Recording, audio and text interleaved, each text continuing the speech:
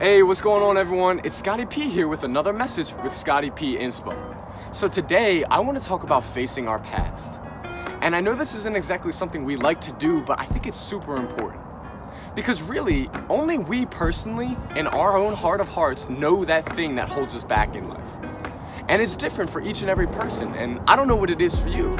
But before we start this, you need to realize that that pain, whatever you have and you hold on to, it is valid because it's caused you hurt.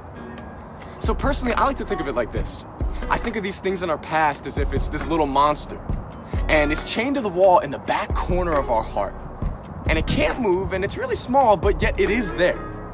And this little monster, it feeds off of all the scraps in our lives. So it feeds off of all the pain that we've had, all the insecurity, all the people who have done us wrong. Every time we come across a situation like this, it adds to that little monster.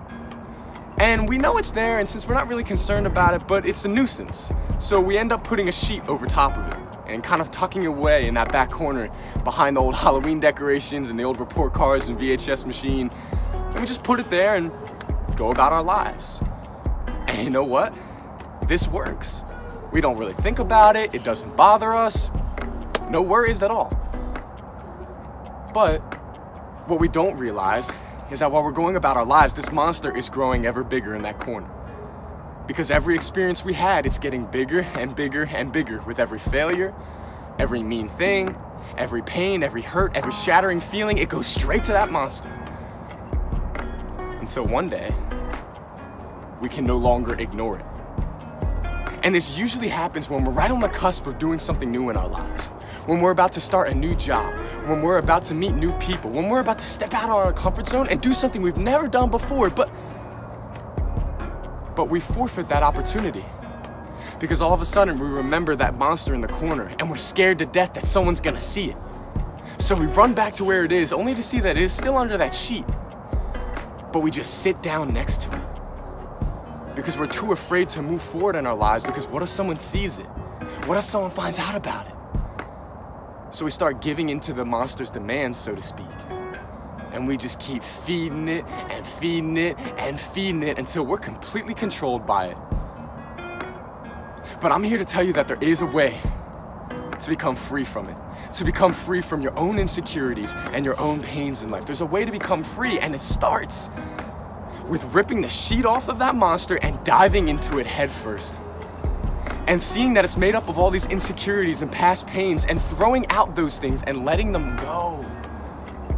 Letting go that old pain. Letting go what somebody said to you in 3rd grade.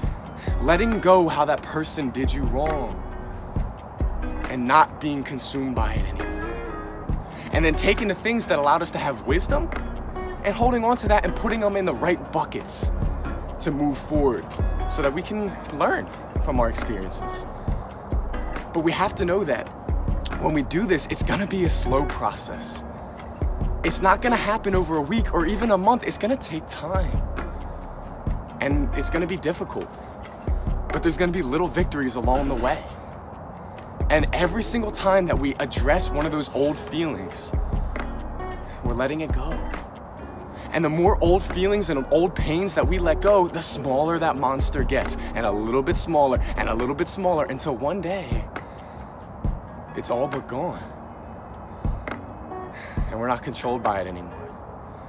And we can live this type of life, but we have to ask ourselves, all right, are we willing to take a little bit of time here, a little bit of time here, feel a little bit of pain here from our past for just a little bit in order to dive into those feelings and really sort through them? And I think when we do this, we have to ask ourselves a question. And that question is, what's worse? The temporary pain of remembrance, or the permanent pain of what if? Because if we don't dive into those old feelings and hurts, we're forever gonna say, what if I had? What if I didn't let that hold me back? What if I did try something new in life? And we don't wanna live that way. So we gotta ask ourselves, which one are we willing to do? And I hope you choose to dive into those old pains, because you can overcome it, you really can. We've simply gotta make the decision to face it and to let go of that past that hurts us and haunts us. Because whatever happened to you, it was an experience that you had, but it does not define who you are. and we can learn to let it go by facing it. So thank you so much, everyone. Really appreciate it. Check me out on Scotty P Inspo. Hope everyone stays safe and has a great day.